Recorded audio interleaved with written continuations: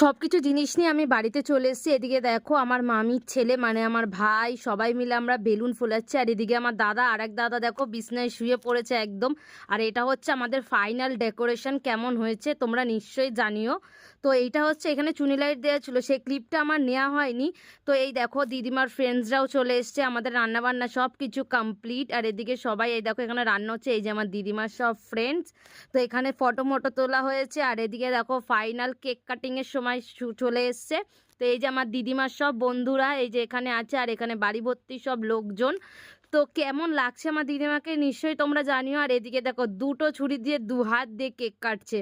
তো এই দেখো এর পরে হচ্ছে আমাদের বেলুন ফাটিয়েছে। আর এদিকে দেখো আমার মাকে, মামিকে, ভাইরা, দাদারা সব মিলে নিচে শুয়ে পড়েছে লজেন্স করানোর জন্য।